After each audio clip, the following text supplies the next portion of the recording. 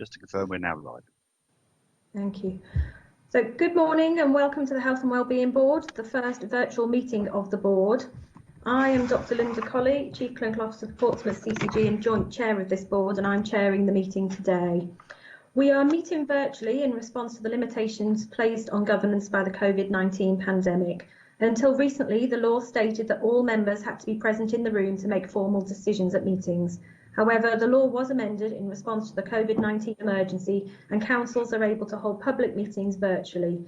This will be in accordance with the local authorities Coronavirus Flexibility of Local Authority Meetings Regulations 2020 number 392 of the regulations. Members of the public are invited to view this meeting and there has been the opportunity for written representations to be submitted.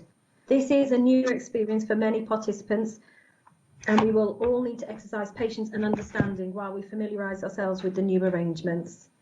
Board members are requested to keep their microphones on mute and to only turn these on when they are called to speak. If the chat function is to be used, it's best to just put your name, indicating to me that you wish to make a comment, and then I will invite you to make one, rather than putting any other comments on there because the public will not be able to see them. So it is important that we do just put your name and I will invite you to make your comment. It's probably easier if we stick to that rather than using that and the hands up function because it will be just make it easier for me to monitor. So please can I ask everyone taking part today to confirm that they are present. I will be doing this by asking people in turn, and at that opportunity if you unmute your microphone and also take the opportunity to tell people who you are if you would wish to. So I'll start Matt Winnington. Hi there, I'm Councillor Matthew Winnington. I'm the Cabinet Member for Health, Wellbeing and Social Care at Portsmouth City Council and also the co-chair of the board, and I am present. Thank you. Oh, sorry, I didn't ask for apologies, did I first? Sorry. Should we, before we move on to everyone else who's present, can I just ask for the apologies as well? Because some of them on my list are apologised. It will just save me going through twice. Okay. I've received apologies from Sarah Beattie, Francis Mullen, Diane Sherlock, Stephen Lebetz, Mark Cubban, who's represented by Helen Bray, and Solent may be represented by Sue Harriman or Susanna Rosenberg, but we'll wait and see on that. Thank you. So we also just got apologies from Gerald Vernon Jackson, who's struggling to join the meeting. Councillor Horton. Good morning, everyone. Yeah, I'm Councillor Horton. I'm the Cabinet Member for Children, Families and Education. Thank you. Has Matthew Atkins joined? No. Councillor Smythe? No. Ines Richins? Good morning, I'm here. I'm the Chief of Health and Care, Portsmouth. Nick Moore? Yeah, I'm present. Nick Moore, I'm a GP on Portsmouth CCG. Lovely. I believe it's Sue for Solent, Sue Harriman? That's correct, Linda. Yes, thank you. Sue Harriman, Chief Exec, Solent NHS Trust, and I will need to leave the meeting at 11 o'clock, please. Thank you. Alison Jeffrey.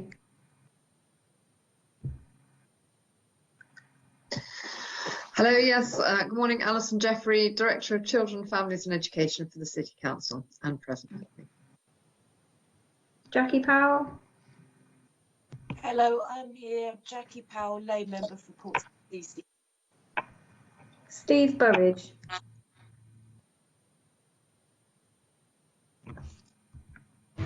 Good morning, Steve Burridge, Hampshire Police District Commander for Portsmouth. Thank you. Barbara Sawyer.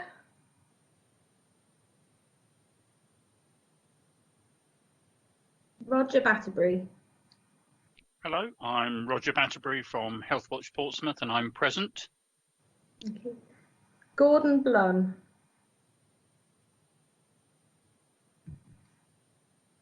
Helen Bray. Yes, Helen Bray from Portsmouth Hospitals Trust. Helen Atkinson. Hello, Hi, I'm Helen Atkinson. I'm the Interim Director of Public Health and I'm present. Sandy Thompson. Good morning. Yeah, Sandy Thompson, Group Commander for Portsmouth for Hampshire Fire and Rescue Service. Kelly Nash. Hello, yes, I'm Kelly Nash from Portsmouth City Council Strategy Unit supporting the board. Joanne Wildsmith. Yes, I'm here from Democratic Services taking the minutes today. Lovely. Is there anyone else that I've missed off the list that I haven't called to ask?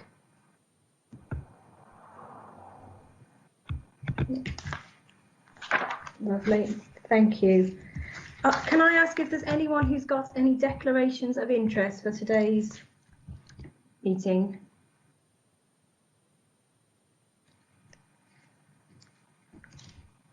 No, lovely. So we'll move on to the minutes of the previous meeting, which was held on the 5th of February. Have we got any comments?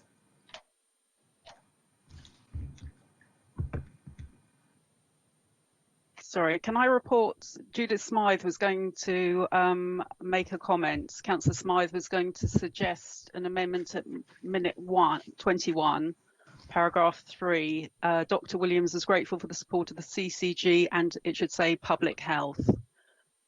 Okay. Do we have a proposer for approval of the minutes as amended? Up to propose. Lovely. And do we have a seconder? I'll second.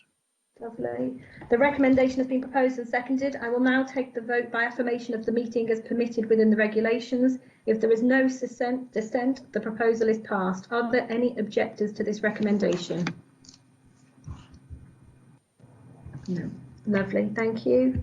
So the minutes have therefore been approved and will be amended accordingly. So we move on to the main item of the agenda today, so local outbreak planning, and I'll hand over, I believe, to Helen in the first instance, and Kelly will be supporting. Thank you, Chair.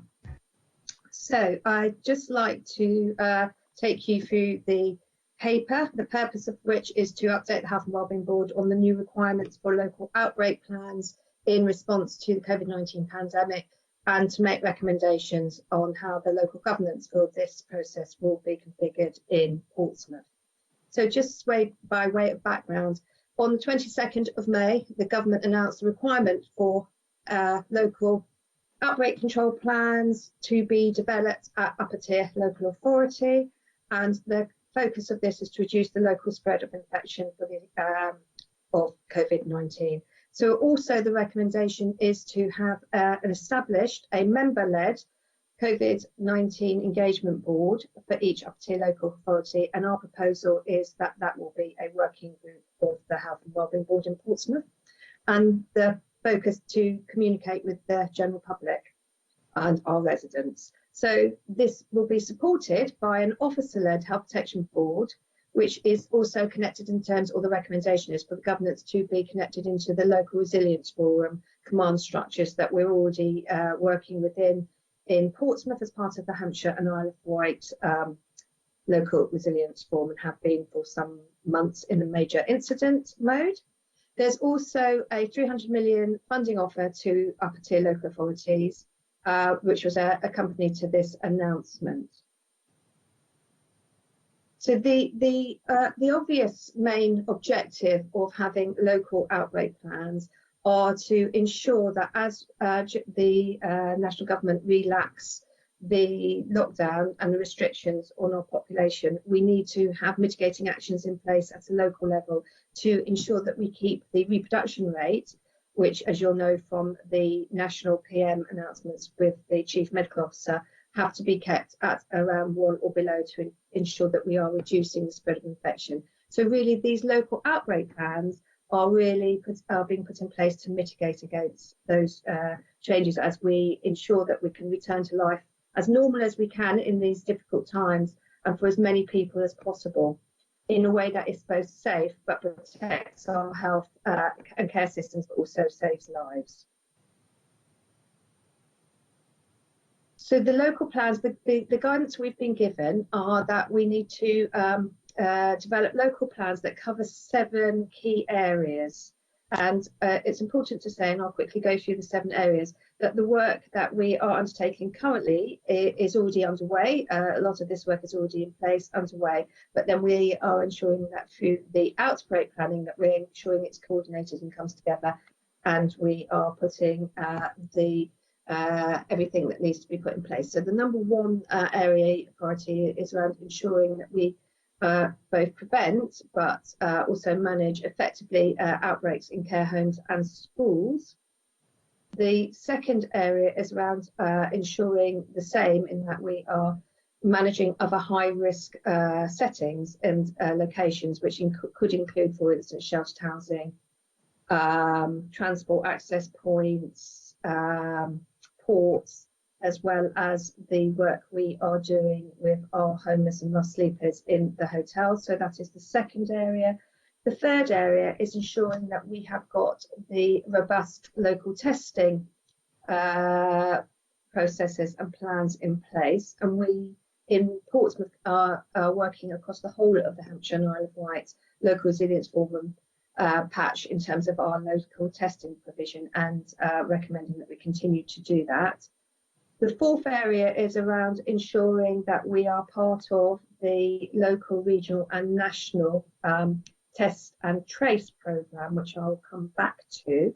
And then number 5 is around ensuring that we have the most up-to-date access to and are using the national and local intelligence. So it's how we will, and many of you heard of the biosecurity, the Joint Biosecurity Centre, the JBC, where we are receiving a lot of our intelligence around confirmed cases, but also the local intelligence that we have been working very effectively in Hampshire and Isle of Wight through the LRF modelling cell, to ensure that we are updating both the organisations within the LRF as well as our residents and the public. And we continue to bring all of that local intelligence around confirmed cases, laboratory results for testing together, and have as much information as we can in terms of understanding our local infection rates. The 6th is ensuring, and these are not in any specific order, it's important to say, but it's continuing to support our most vulnerable residents in our communities. And the additional bit within this expectation is around how we support people who don't have access to family or other community links around self-isolating, so ensuring that we are providing the ability through the Hive in Portsmouth, which is our proposal, to ensure that people can get food parcels, pharmacy, access to their medications, etc. But also it is around the overall work that we've been doing for some time around ensuring that we are supporting our most vulnerable residents through the pandemic. Then the final bit, which we'll come back to, and I'll pass to Kelly, which is establishing the governance structures around how we make decisions, how we are ensuring or really assuring the outbreak plans that we're putting in place are robust and meeting the needs of our residents.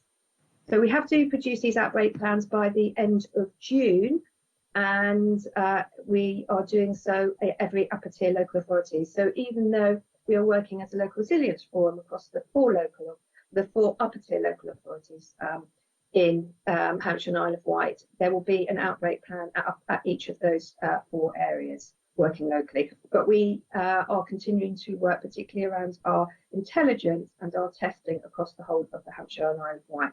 And we will ensure that the 4 outbreak plans are, because obviously we've got borders, are in line and both meeting the needs of our local residents, but also meeting the needs of the whole population of the LRF. So there is, in terms of going back quickly to the test and trace, which I know many people are aware of, and there has been a lot of national media coverage. It went live on the 26th of May, and it is at both a national, regional and local service, and we are part of that service provision in terms of how we manage cases locally.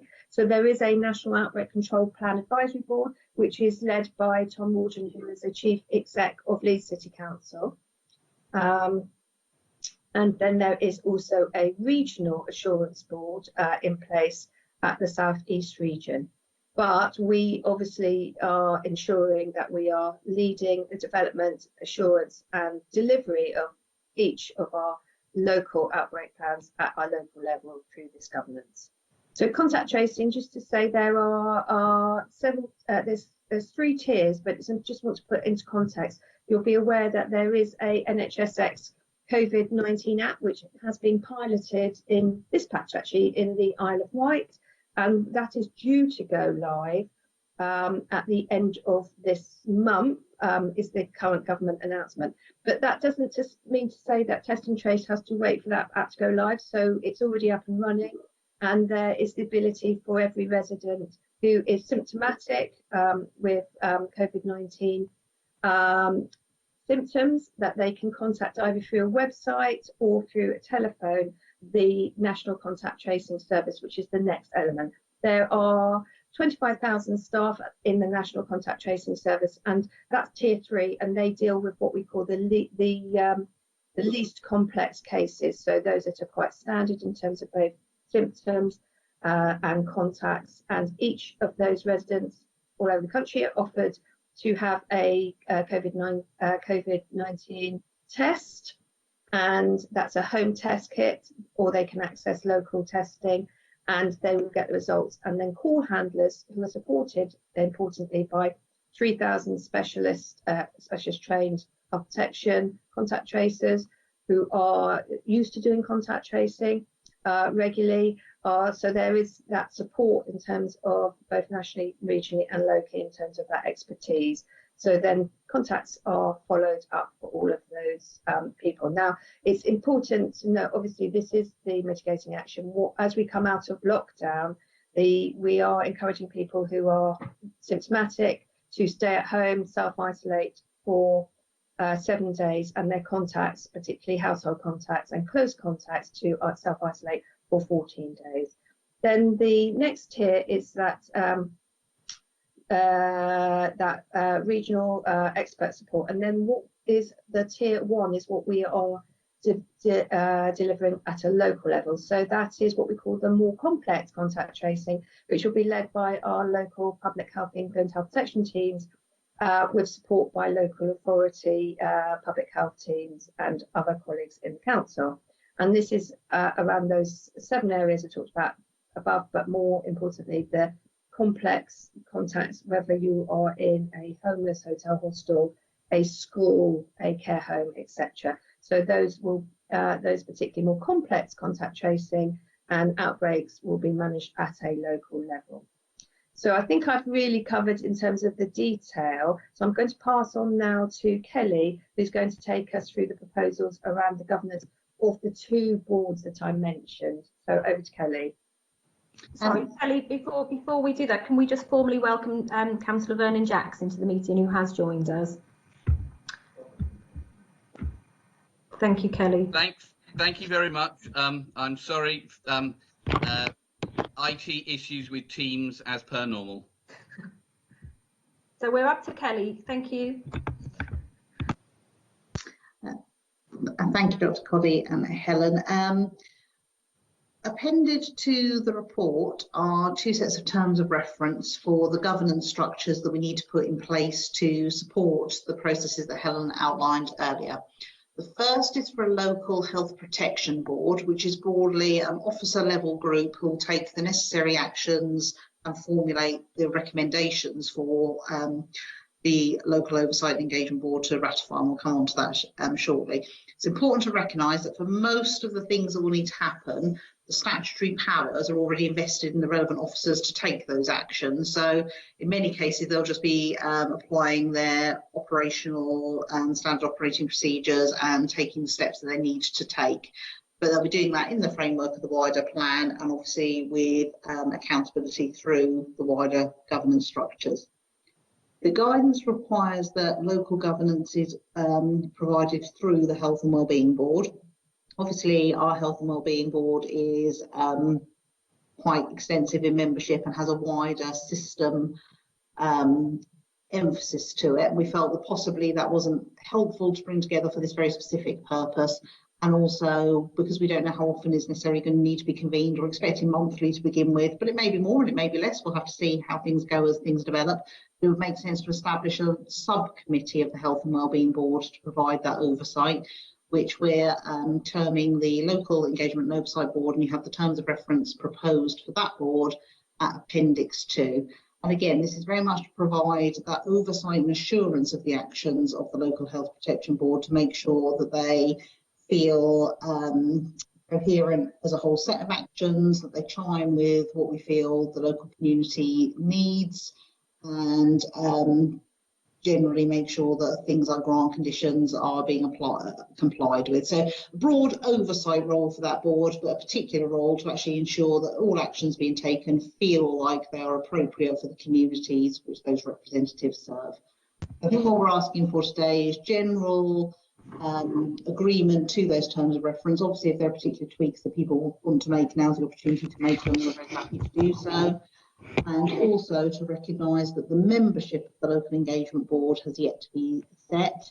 It is intended to be a member-led board, so the proposal is that that is half elected members and half other members drawn potentially from the Health and Wellbeing Board or potentially from a wider membership. There are some suggested posts already there, so as well as the 6 elected members, it's suggested that Helen is part of that board, Dr. Colley, a representative from the Hive and a representative from Health Watch, and I believe Roger's agreed to perform that function. There are 2 additional posts that we maybe just need to think about how we would fill that to make sure that it provides the function we need it to provide. And I think that's all I'll say at this point, but happy to ask questions as part of the wider discussion. Thank you. Thank you, Helen and Kelly. So I'm going to open up to questions. If you could put your name in the chat box if you wish to raise a question, and then we can come to you in turn. Firstly, I think Councillor Winnington wants to ask some questions or make some comments. Yeah, thank you. And thank you, Kelly. Thank you, Helen. Yeah, I've just got to say, I'm just proposing a couple of amendments to the terms of reference. This is on reflection. I've discussed these in advance with Kelly, but it's just one of the things I was a little bit concerned about in the bullet points in the terms of reference for the member-led engagement board was just around the resource allocation bullet points. Because I thought it was just important to be clear that the member-led engagement board doesn't have fiduciary powers. So when we're talking about the allocation of resources, there's no powers within that particular board to make to say we need to spend money from the council's budget on such and such. So, the amendments has already been shared with Dr. Colley, Joe Wildsmith, and Helen as the Director of Public Health.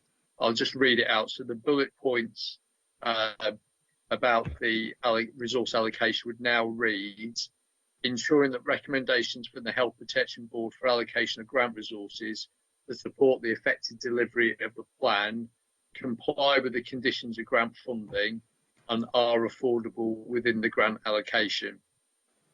Monitoring the expenditure incurred in implementing the plans to ensure it remains affordable within the grant allocation, and identifying where representations may be required to funding organisations for further resource if this is required.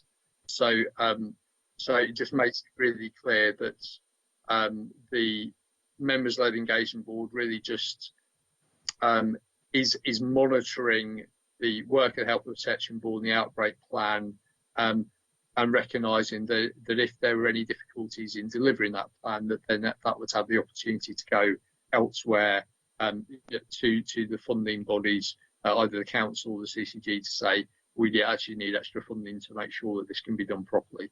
But hopefully that won't happen, and that it will all come within the realms of the funding allocation we have. The other one was on the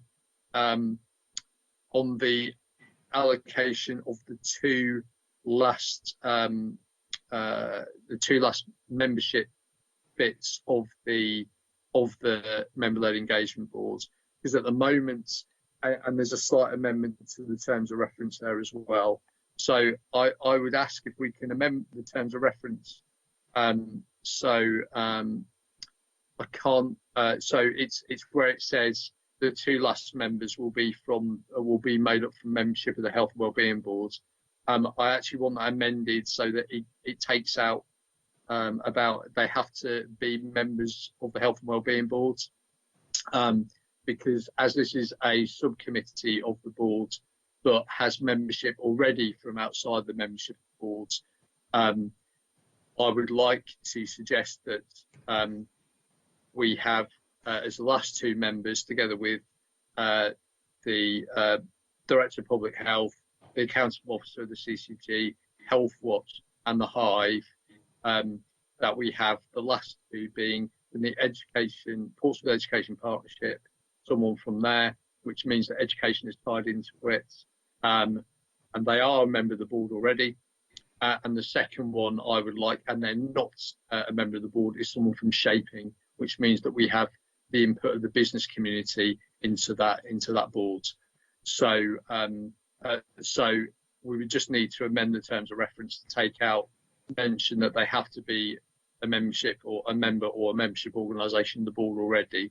But I think then that covers the entire scope of all of Portsmouth, really, from the members who obviously are we are representatives of the community, and we have all our community links in the very widest sense, and then all the other parts, the voluntary community sector, the NHS, public health, and therefore the council, but yeah, and Health Watch as a representative of patients, are all covered by the membership of the board. So those are my two amendments I'd like to make today. Lovely, thank you. Joanne, you've put on a comment. Oh, you're on mute. Apologies. Yes, I was just going to say we had the written comment of Steve Lebetz, who didn't have specific comment other than ensuring that the schools are kept on board and in the loop and listened to by the board. So I'm sure that's covered by that amendment. Any questions or comments? Jackie?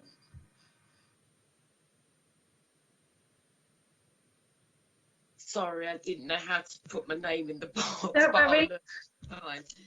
It was just a general comment about the capacity that we'll have within Portsmouth to do the complex contact tracing, and be able to get reports and get people's results back within a sensible and minimal time frame. And I don't know where we were quite sitting with that.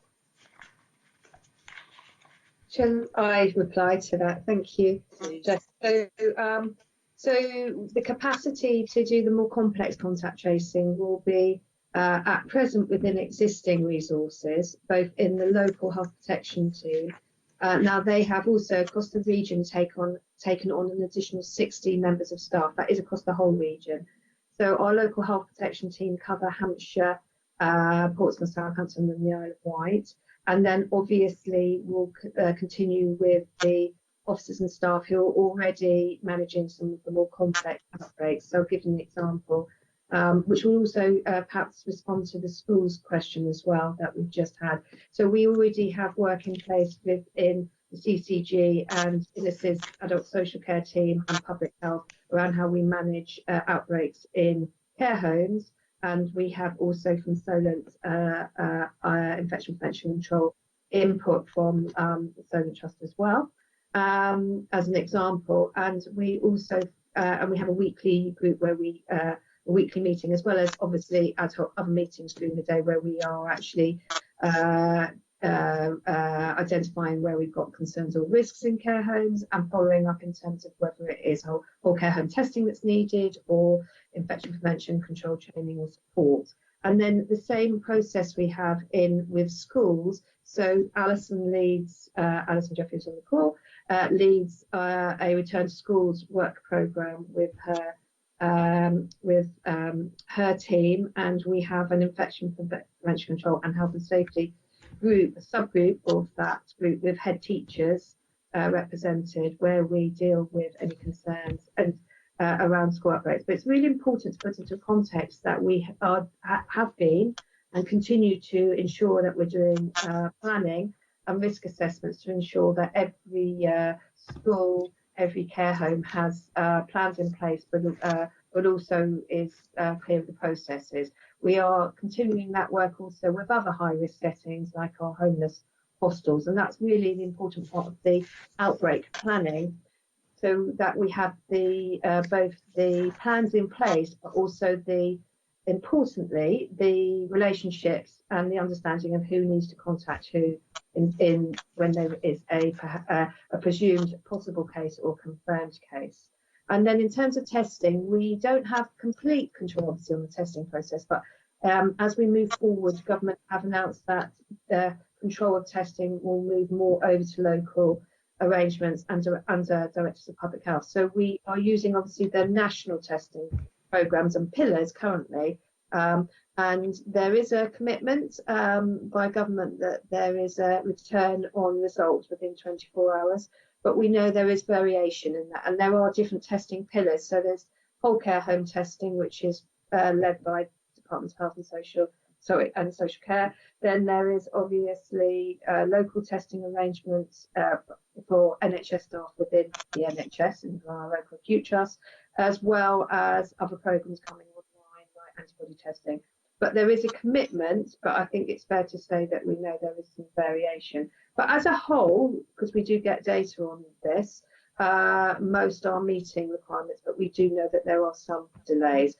And of course, as we go into test and trace, it is mainly because obviously the whole point of it is trying to identify people with symptoms to stay at home. So it's home testing. But again, we're told that the home testing returns are within the 24 to 48 hour period. So I think we've got to, it's important that we get that intelligence, because for me, that's part of how we're ensuring those outbreak plans. So as part of the work of the Health Protection Board, it will be not only the planning with organisations and settings, but it will also be ensuring that we are pulling all of that intelligence together, both local and national, to be assuring the member-led engagement board and therefore our residents that all of those processes are in place. And part of that is how we've just been talking as an example to Alison recently about what information we can make around school outbreaks available to both obviously parents,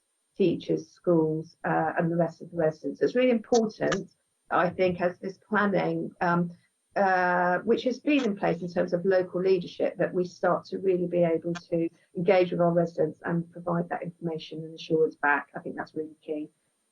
Can I just say, though, it's my opportunity, because I do get the chance in answering your question. I would like to point out that currently that we are ranked 135th out of 150 upper tier local authorities in terms of our infection rate. And currently, as of today, we have got 324 confirmed cases, of which it's 150.6 per 100,000 of our residents. So that's putting it against a comparator that across the South East region, it's about 245 per 100,000 residents, and we are the sixth lowest region in the country. So I just want to put that context. It's really important that we are in a good place in terms of infection rates in Portsmouth.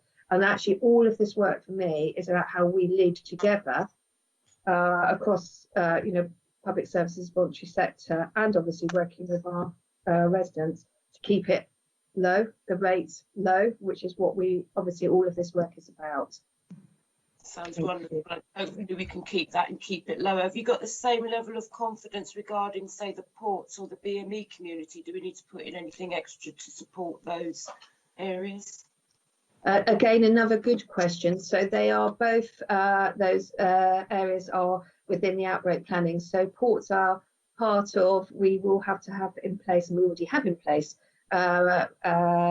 regulations and plans around ports and people, new arrivals.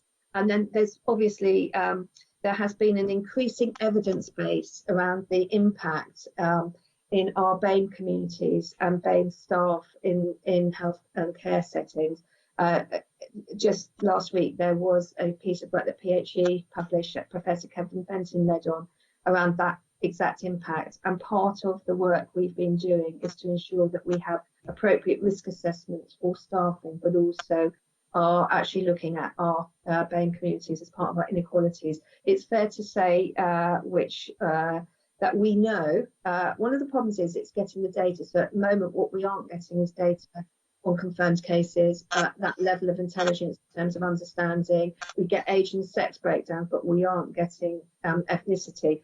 But for me, what we are seeing in the COVID-19 pandemic is what I would call an escalation of health inequalities. So we know those that are most vulnerable often do worse. And actually what we've got to do, which is what we're planning and putting in place in the outbreak plans, is how can we mitigate against widening inequalities, which we are seeing. So, you know, this is one of the issues that Alison talks about often. You know, we need to get our most vulnerable children back into school safely because they have, you know, a greater need. And how do we do that safely? And so for me, it's all of these outbreak plans are being put in place to ensure that we are both saving lives, reducing the risk of infection, but also targeting and supporting our most vulnerable communities.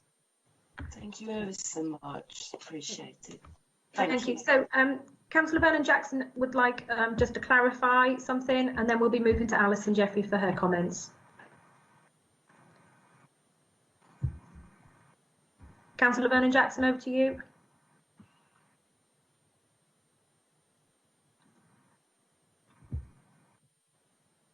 Oh, Linda, I think Gerald missed the bit at the beginning of the meeting about how you can't ask for things in comments because it's not known in public. So you know, his question was to Helen, could you give the figures for infection rates per upper tier councils again?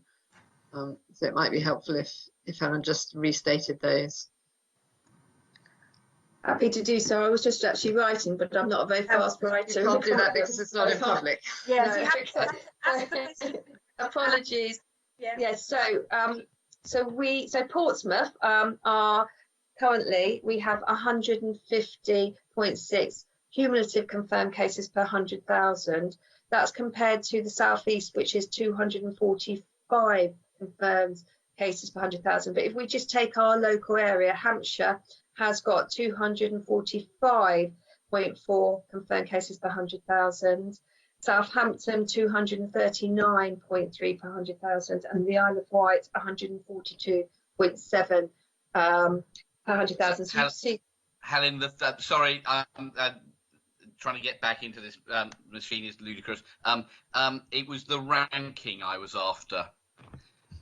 Yes, so we're currently 100 in terms of upper tier local authorities. We are ranked 135th out of the 150 upper tier local authorities.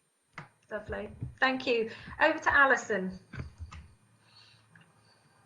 Thanks very much, Chair. I just wanted to say I completely understand the thinking behind the amendment of wanting to make sure that the Portsmouth Education Partnership is represented on the Health Protection Board. It may be possible to get one of our head teachers to attend those calls, but I really just wanted to reassure the board that, as Helen has explained, we have really good routes through to schools through the working group that we've established and the infection prevention subgroup, which has head teachers on it, and Helen is using that group to inform the work of the board. And also my directorate is represented on the board, so that if we didn't get attendance from the Portsmouth Education Partnership at every meeting, there are plenty of other opportunities for us to make sure schools are in the loop.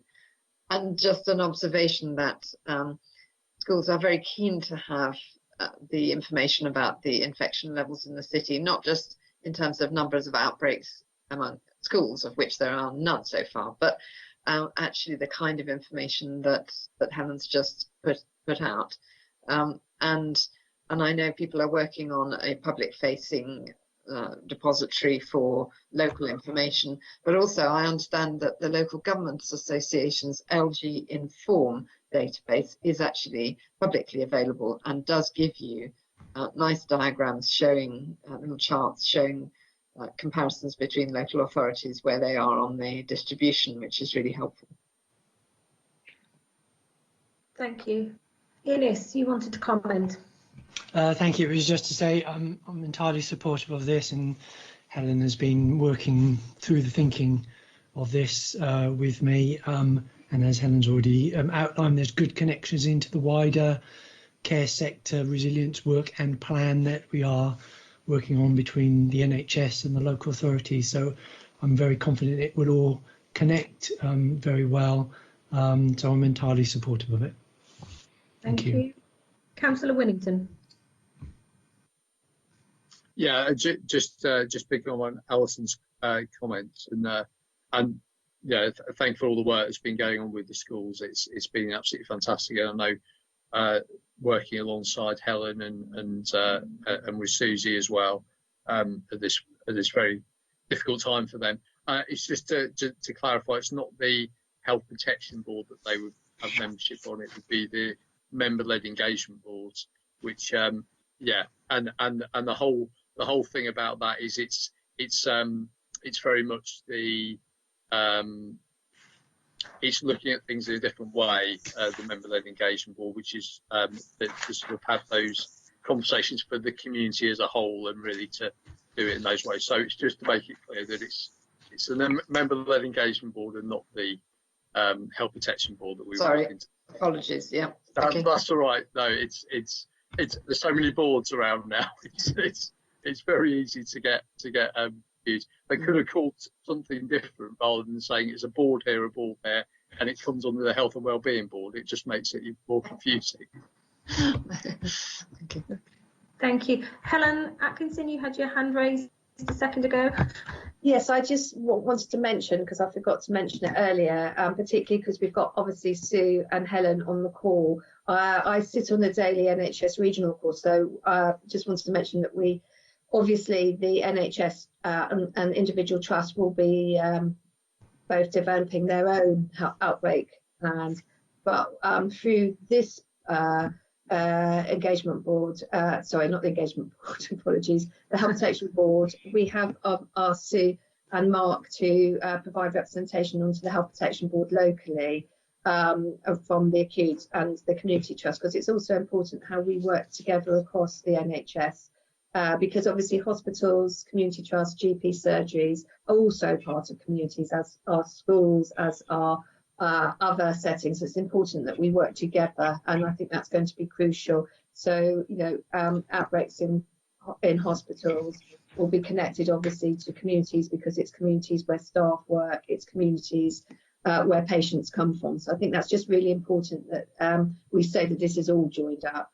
And I have to say, having arrived in, I know I say this quite often, but having arrived in Portsmouth only in February, I'm incredibly impressed, having come from working in London and other areas in the region, at the integration and integrated and joint working in health and care and all public sector in Portsmouth and Hampshire and Isle of Wight. It's very impressive. Thank you. Any more questions or comments? No? So as the Health and Wellbeing Board, we were asked to agree the proposals for a local health protection board and the terms of reference. Are we all agreeing to that? I don't know, is it best to put any dissent by raise of hand, or? Linda, just to remind, obviously I've got an amendment, so we need to approve. Mention the amendment, yeah. Yeah. Does everyone agree the amendment? Was that, sorry, which, I'm just getting confused now with which one we were amending. We were amending the Oversight Board. Yeah, the member-led local engagement. Yeah, so that's the next one. Yeah. So the first one was for the Local Health Protection Board and the terms of reference. Are we all happy with that one? If you're not, put your name in a comment and we can come round to it. Okay, so then the next one was we were asked to agree the proposals for a local engagement and oversight board and the terms of reference, and that's the one where some amendments have been suggested. Are we happy? Do we need any more discussion about that one? No. And then there was the membership for the local engagement and oversight board as a specific action in itself that we need to agree. Are we all happy that the membership as recommended is agreed? Do we need, is anyone missing? Does anyone feel that anyone else should be invited?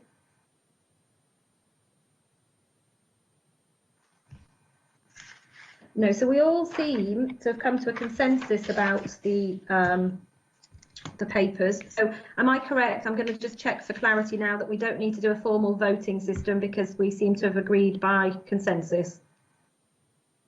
I've got nods. Lovely. Thank you very much. And thank you for the time that's gone into developing that.